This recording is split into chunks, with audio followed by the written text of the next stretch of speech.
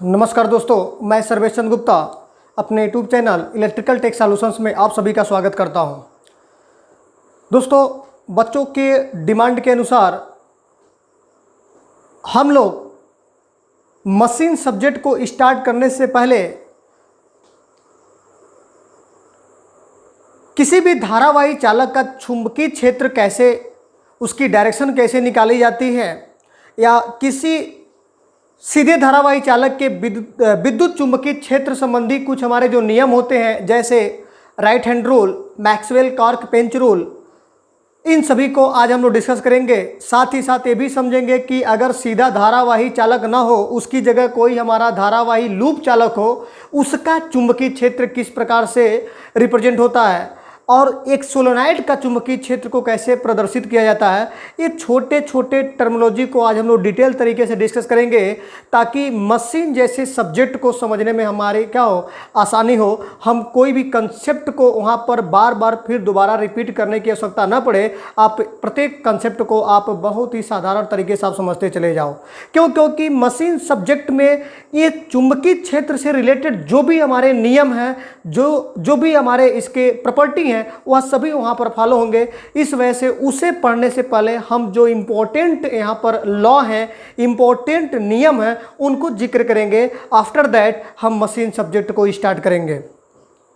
तो आज का जो भी हमारा क्लास होगा, वह पूरी की पूरी क्लास चुंबकीय क्षेत्र संबंधी होगा, या उनके संबंधी जो नियम होते हैं, विद्युत चुंबकीय क्षेत्र संबंधी जो नियम होते हैं, उनको हम लोग डिटेल तरीके से डिस्कस करेंगे और समझेंगे। मैं छोटे छोटे कंसेप्ट को समझाता जाऊंगा, ताकि आप मशीन सब्जेक्ट में जो भी टर्मिनोलॉजी का प्रयोग किया जाए तो वहाँ पर आपको कोई दिक्कत नहीं होनी चाहिए। आप वहाँ पर तुरंत उसको समझ लो कि इसका मीनिंग क्या होता है। चलिए, तो हम लोग जो पहला आज डिस्कस करेंगे, सीधे धारावाही चालक का चुंबकीय क्षेत्र कैसे निकाला जाता है। तो हमारा टॉपिक क्या है? सीधे धारावाही चालक का चुंबकीय क्षेत्र,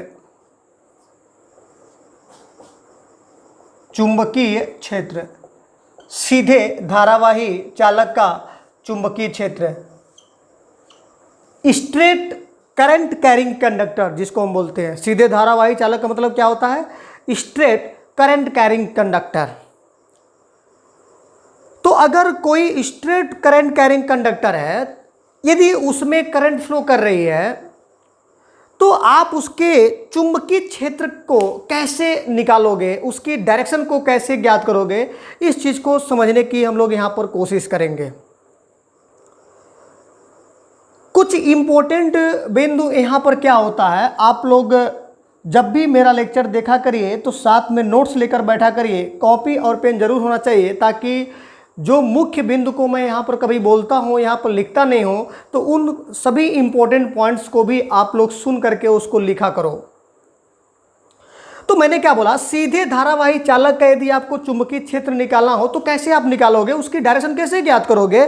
तो हमें पहले इससे रिलेटेड कुछ इंपॉर्टेंट तथ्य जानना चाहिए, ताकि इसको डायरेक्शन को निकालने के लिए हम कुछ लॉ को पढ़ेंगे, कुछ नियम को पढ़ेंगे, उसके थ्रू हम इसको कैलकुलेट करेंगे।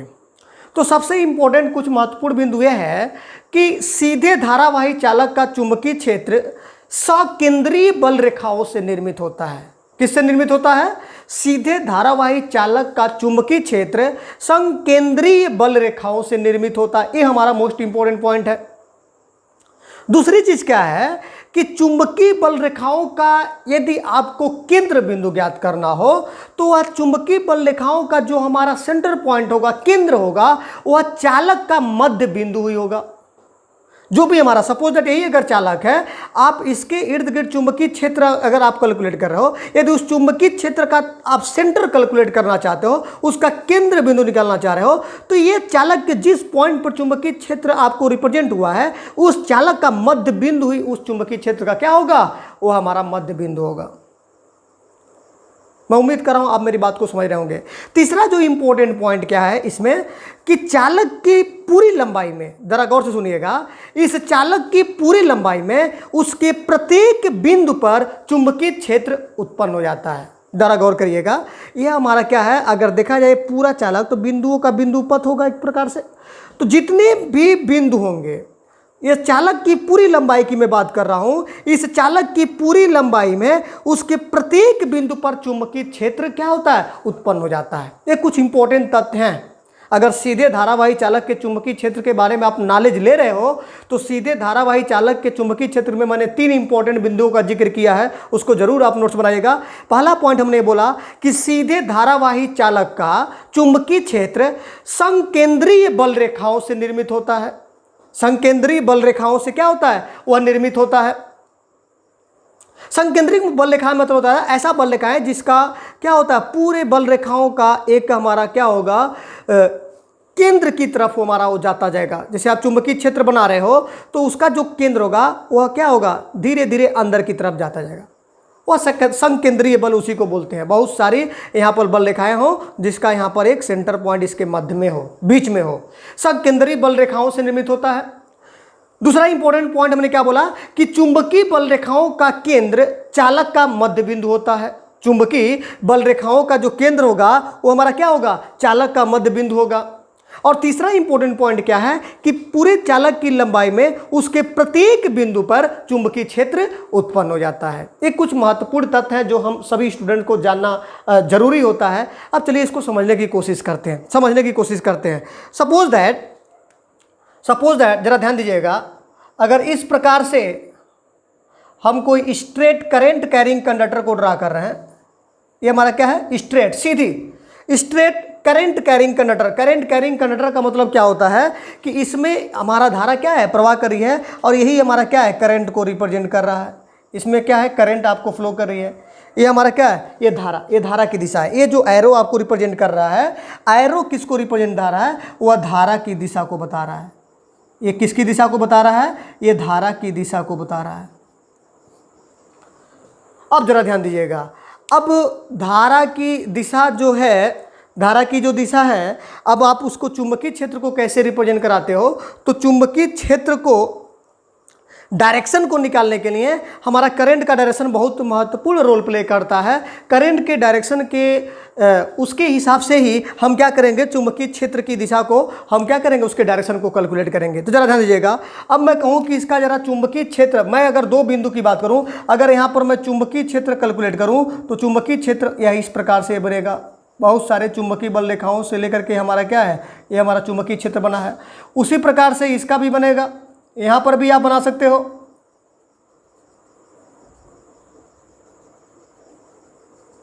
तो मैंने बताया ना कि आप किसी भी बिंदु पर आप क्या करोगे, कंडक्टर के किसी भी बिंदु पर आप चुंबकीय क्षेत्र को क्या कर सकते हो, वो निकाल सकते हो, उसको क्या कर सकते हैं, उसके डायरेक्शन को रिप्रेजेंट करा सकते हैं।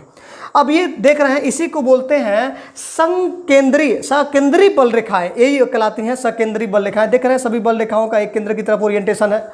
सकेंद्रीय बल रेखाएं क्या होती हैं, उनके द्वारा ही हमारा क्या होता है, चुंबकीय क्षेत्र ये सीधे धारावाही चालक में निर्मित होता है। अब जरा देख, अब इसकी डायरेक्शन हमारे लिए इंपॉर्टेंट है कि यह तो चलो ठीक है स्ट्रेट करंट कैरिंग कंडक्टर है, लेकिन इसका डायरेक्शन कैसे कैलकुलेट करोगे।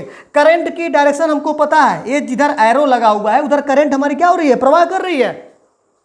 अब अगर करंट की दिशा हमको पता है तो हमको पता है कि प्रत्येक बिंदु पर चुंबकीय बल रेखाओं की सहायता से चुंबकीय क्षेत्र उत्पन्न होगा।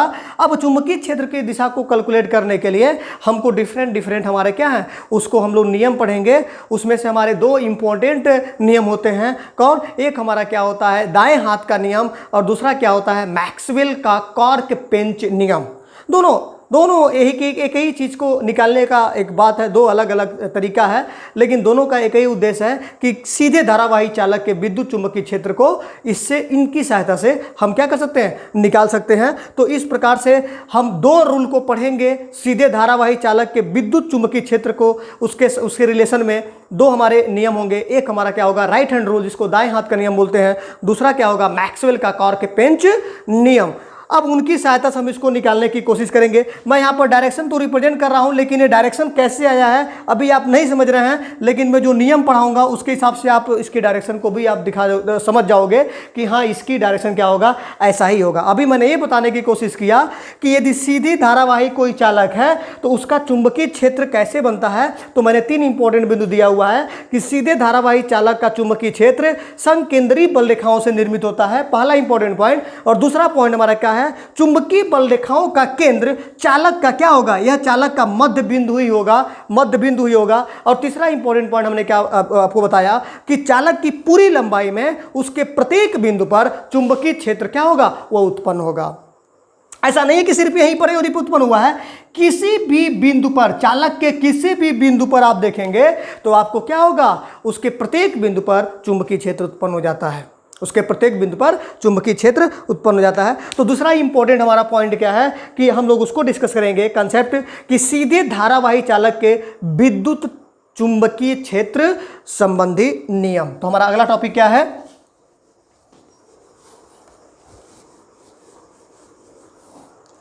सीधे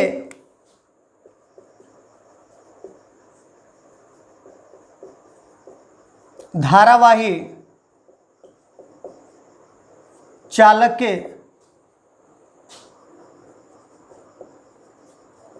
विद्युत चुंबकीय क्षेत्र संबंधी नियम। इस टॉपिक को हम लोग डिस्कस करने की कोशिश करेंगे कि यदि कोई स्टेट करंट कैरिंग कंडक्टर है तो उसमें विद्युत चुंबकीय क्षेत्र से रिलेटेड कौन कौन से हमारे नियम होते हैं। तो जो हमारा इसमें पहला हमारा नियम होगा, पहला जो हमारा नियम होगा वो हमारा क्या होगा, दाएं हाथ का नियम, दाएं हाथ का नियम। जो पहला हमारा नियम है वो हमारा क्या है, दाएं हाथ का नियम। इस टॉपिक के अंदर जो हम जो पहला हम लॉ पढ़ेंगे, पहला रूल पढ़ेंगे, नियम पढ़ेंगे, वो हमारा क्या होगा, दाएं हाथ का नियम। अब दाएं हाथ का नियम क्या कहता है, दाएं हाथ आपका है राइट हैंड को। अब यहाँ से इसको लेके चलेंगे कि दाएं हाथ का नियम को कैसे आप समझेंगे, मैं इसको डिफाइन करने की कोशिश कर रहा हूँ। इस नियम के अनुसार, इट मीन्स दाएं हाथ के नियम के अनुसार, यदि जरा गौर से सुनिएगा, मैं जो स्टेटमेंट बोल रहा हूँ उसको आप लोग नोट्स में ज़रूर बनाते जाइएगा। मैं पूरी चीज़ों को यहाँ पर नहीं लिख रहा हूँ क्योंकि मोर टाइम कंज्यूमिंग होगा। तो मैं जो चीज़ बोल रहा हूँ उसको आप कॉपी और पेन लेकर के क्लास अटेंड करिएगा, ताकि आप इंपॉर्टेंट चीज़ों को आप तुरंत मेरे साथ क्या हो सके, उसका नोट्स आप बनाते रहो, मेरे साथ तुरंत आप नोट्स बनाते रहो, ताकि बार बार आपको वीडियो की आवश्यकता ना पड़े, आप उस नोट्स को फिर आप रिवाइज करते रहो।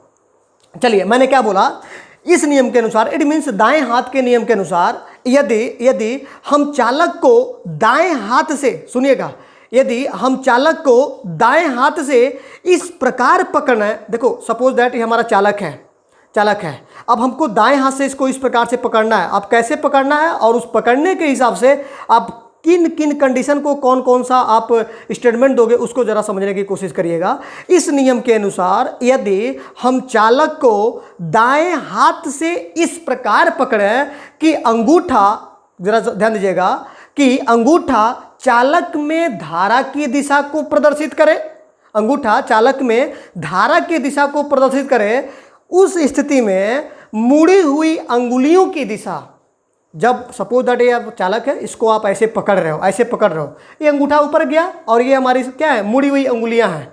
तो इस स्थिति में मुड़ी हुई अंगुलियों की दिशा चुंबकीय क्षेत्र की दिशा को प्रदर्शित करेगी।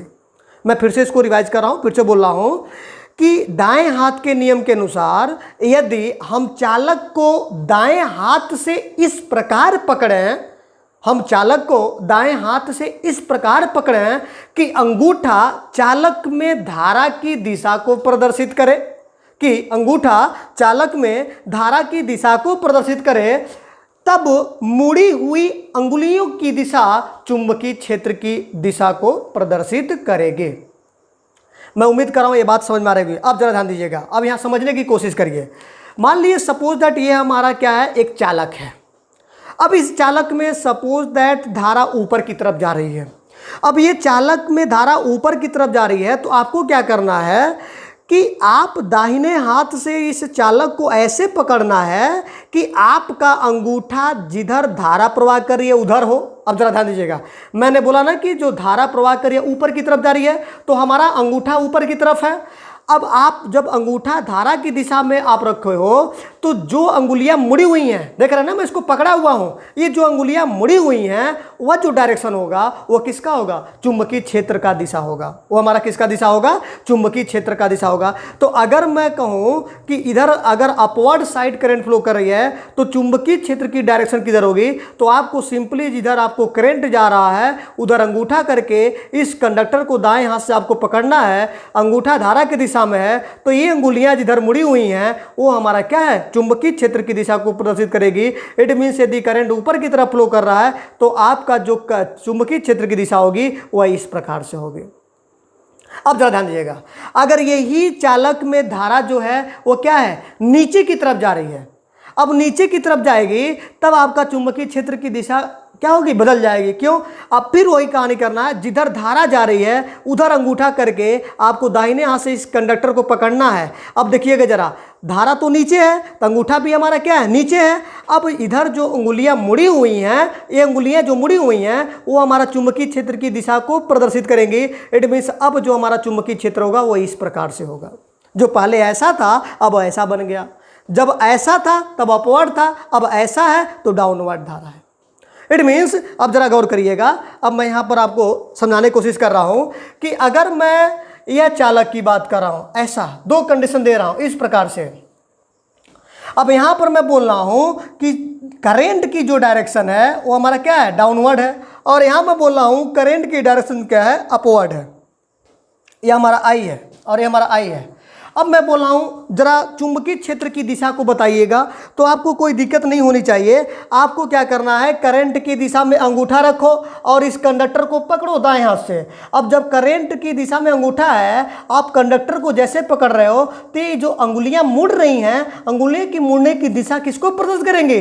चुंबकीय क्षेत्र की दिशा को प्रदर्शित करेंगी। इट मीन्स अगर मैं कहूँ कि इसका चुंबकीय क्षेत्र आप जरा निकालो तो इसका चुंबकीय क्षेत्र की दिशा कैसी होगी? तो जरा बताइए कैसी होगी? करंट इधर है, इधर जा रहा है, तो हमारा चुंबकीय क्षेत्र की दिशा कैसी होगी? वह इस प्रकार से होगी।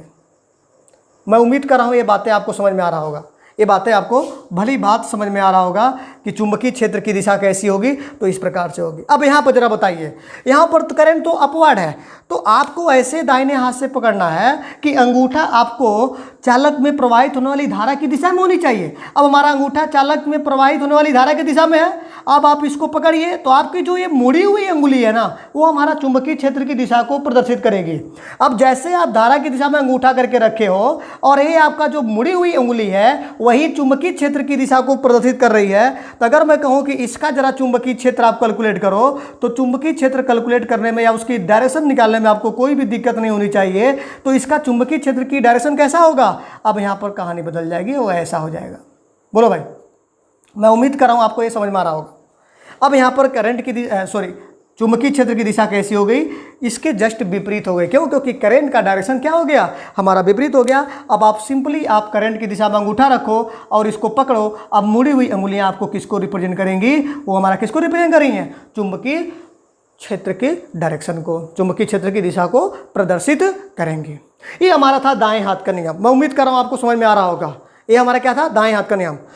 दूसरा जो नियम होता है, यही चुंबकीय क्षेत्र की डायरेक्शन को ही कैलकुलेट करने के लिए, उसकी दिशा को ही निकालने के लिए, उसकी दिशा को निकालने के लिए आप एक दूसरा भी नियम आप जानो, जो आपको इच्छा हो उसको इंप्लीमेंट करते रहिएगा, लेकिन जानना जरूरी है। एक तो हमने दाएं हाथ का नियम बनाया और दूसरा हमारा क्या है? मैक्सवेल का कॉर्क पेंच नियम। दूसरा जो नियम हमारा क्या है?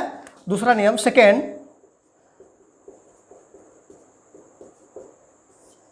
मैक्सवेल का कॉर्क पेंच नियम। मैक्सवेल का कॉर्क पेंच नियम, मैक्सवेल का कॉर्क पेंच नियम। अब इसको समझने की कोशिश करते हैं। मैक्सवेल का कॉर्क पेंच नियम क्या कहता है? मैक्सवेल के कॉर्क पेंच नियम के अनुसार यदि एक कॉर्क पेंच, जरा गौर से मेरी बात को सुनिएगा, आपका पेन मेरे साथ चलना चाहिए, नोट्स बनना चाहिए, मैं बार बार आपसे रिक्वेस्ट कर रहा हूं। यदि आप चाहते हो कि पेपर में अच्छे से अच्छे स्कोर करें, आप मेरे साथ बने रहिए। मैं हर एक छोटे छोटे इंपॉर्टेंट पॉइंट को डिस्कस करता रहूँगा, और अगर मेरे साथ आप बने रहेंगे तो 100% आपको उसका एडवांटेज, उसका आपको अवश्य ही देखने को मिलेगा आपके पेपर में। तो आप, मैं बार बार रिक्वेस्ट कर रहा हूँ आपसे कि आप जब भी मेरे साथ बने रहिए तो नोट्स उसको ज़रूर उसको बनाते रहिए, कॉपी और पेन के साथ मेरा लेक्चर आप सुनिए, ताकि आप जो भी इंपॉर्टेंट पॉइंट को मैं बोल रहा हूँ, यहाँ लिख नहीं रहा हूँ, उसका आप नोट्स तैयार कर लीजिए, क्योंकि हर एक पॉइंट इंपॉर्टेंट है आपके पेपर के लिए। चलिए, मैक्सवेल का कॉर्क पेंच नियम क्या कहता है कि यदि एक कॉर्क पेंच को, जरा गौर से सुनिएगा, यह नियम जो मैक्सवेल का कॉर्क पेंच नियम है वो क्या बोलता है कि यदि एक कॉर्क पेंच को चालक के समांतर अक्ष में, इसमें पैरेलल एक्सिस में रखना है, पैरेलल एक्सिस, समांतर अक्ष, यदि एक कॉर्क पेंच को चालक के समांतर अक्ष में रखा जाए, समांतर अक्ष में रखा जाए, तो पेंच का नोकदार सिरा, जैसे एक पेंच होता है ना, मान लीजिए पेंच है, अब ये पेंच है, अगर मैं यहाँ पर ऐसे रख दूँ, अब ये हमारा कॉर्क पेंच बन गया, ये कॉर्क पेंच बन गया, ये इसका नोकदार सिरा यही है ना। अब इसको आप समझ गए होंगे, एक कॉर्क पेंच हमारा, इसको मैंने बना दिया और यही इसका नोकदार सिरा है। अब जरा गौर करिएगा, यदि एक कॉर्क पेंच को चालक के समांतर अक्ष में रखा जाए तो पेंच का नोकदार सिरा चालक में धारा प्रवाह की दिशा को प्रदर्शित करेगी, चालक में धारा प्रवाह की दिशा को प्रदर्शित करेगी। कॉर्क पेंच को धारा की दिशा में चलाने के लिए, अब जरा ध्यान दीजिएगा, मैंने क्या बोला कि यदि एक कॉर्क पेंच को चालक के समांतर अक्ष में रखा जाए तो पेंच का नोकदार सिरा चालक में धारा प्रवाह की दिशा को प्रदर्शित करेगी। कॉर्क पेंच को धारा की दिशा में चलाने के लिए, फिर गौर करिएगा, कॉर्क पेंच को धारा की दिशा में चलाने के लिए क्लॉकवाइज, जिसको दक्षिणावर्त बोला जाता है, क्लॉकवाइज घुमाया जाता है। इस प्रकार जिस दिशा में पेंच घूमता है, जिस दिशा में पेंच घूमता है, वह चुंबकीय क्षेत्र या चुंबकीय बल रेखाओं की दिशा वही होती है। मैंने क्या बोला कि यदि कॉर्क पेंच को चालक के समांतर अक्ष में रखा जाए, समांतर अक्ष में रखा जाए, तो पेंच का नोकदार सिरा चालक में धारा प्रवाह के दिशा को प्रदर्शित करेगा या उसको दर्शाएगा। कॉर्क पेंच को धारा की दिशा में चलाने के लिए उसको हमको क्लॉकवाइज, दक्षिणावर्त घुमाया जाता है। इस प्रकार जिस दिशा में पेंच घूमता है, जिस दिशा में पेंच घूमता है, वह चुंबकीय क्षेत्र या चुंबकीय क्षेत्र बल रेखाओं की क्या होती है, वही दिशा हो जाती है। चलिए, अब इसको मैं आपको एक डायग्राम के थ्रू समझाने की कोशिश कर रहा हूँ। मैं उम्मीद कर रहा हूँ आपको ये बातें समझ में आ जाएंगी कि ये सपोज दैट ये हमारा कॉर्क पेंच है, ये हमारा क्या है, कॉर्क पेंच। अब जरा ध्यान दीजिएगा,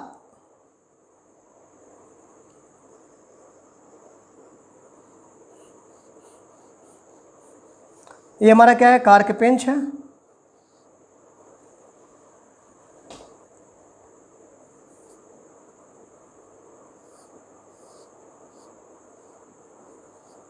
ये हमारा कॉर्क पेंच है।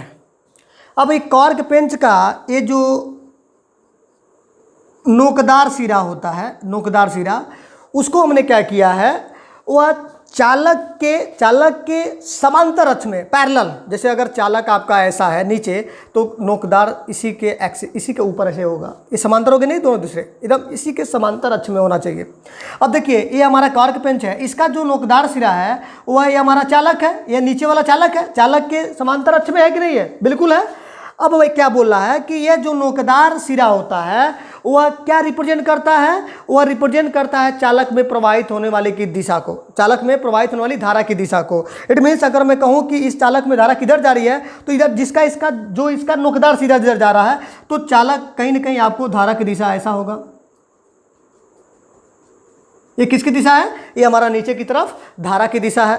अब मैं कह रहा हूं कि आप इसके चुंबकीय बल रेखाओं या चुंबकीय क्षेत्र की दिशा को आप कैलकुलेट करिए। अगर मान लो यहाँ पर आपका चुंबकीय क्षेत्र बनता है तो इसका दिशा किधर होगा, इसका दिशा किधर होगा। तो देखो, मैंने बोला ना, आप जब कॉर्क पेंच को कैसे चलाते हो, क्लॉकवाइज, जब क्लॉकवाइज चलाओगे तभी तो ये नीचे की तरफ जाएगा, क्लॉकवाइज चलाओगे तभी तो ये नीचे की तरफ जाएगा। इट मीन्स अगर धारा की दिशा की तरफ अगर कॉर्क पेंच का नोकदार सिरा है तो आप उसको धारा की दिशा में जब ले जाओगे तो इसको किधर घुमाना पड़ेगा, क्लॉकवाइज घुमाना पड़ेगा। अब जब क्लॉकवाइज घुमाओगे तो इसकी दिशा आप आसानी से कैलकुलेट कर लोगे। इट मीन्स यहाँ पर चुंबकीय क्षेत्र की डायरेक्शन जो होगा वो किस प्रकार होगा, क्लॉकवाइज होगा। तो ये जो रेड कलर का मैंने एरो लगाया है वो हमारा चुंबकीय क्षेत्र की दिशा को रिप्रेजेंट कर रहा है। चुंबकीय क्षेत्र की किसको रिप्रेजेंट कर रहा है, दिशा को रिप्रेजेंट कर रहा है। यह हमारा चुंबकीय क्षेत्र की दिशा होगी। किसकी दिशा होगी, चुंबकीय क्षेत्र की दिशा होगी। मैं उम्मीद कर रहा हूँ ये बातें आपको समझ में आ रहा होगा। यही आपका मैक्सवेल का कार्क पेंच नियम कहलाता है। इसी को क्या बोलते हैं, मैक्सवेल का कार्क पेंच नियम। नेक्स्ट क्लास में हम लोग धारावाही लूप चालक का चुंबकीय क्षेत्र के बारे में डिस्कस करेंगे। साथ ही साथ सोलेनॉइड का चुंबकीय क्षेत्र कैसा होता है उसको जानने की कोशिश करेंगे, क्योंकि सोलेनॉइड के चुंबकीय क्षेत्र को जब हम लोग जान जाएंगे कि विद्युत धारावाही सोलेनॉइड जो होता है जिसमें धारा प्रवाह कर सकती है, उसमें क्या है चुंबकीय क्षेत्र उसका कैसे आप कैलकुलेट करते हो, उसकी दिशा को आप निकालना जान जाओगे।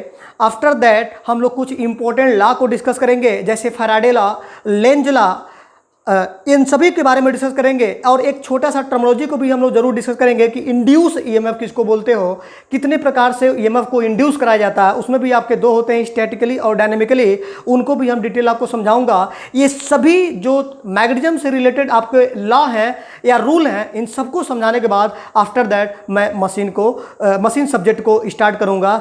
तब तक के लिए धन्यवाद।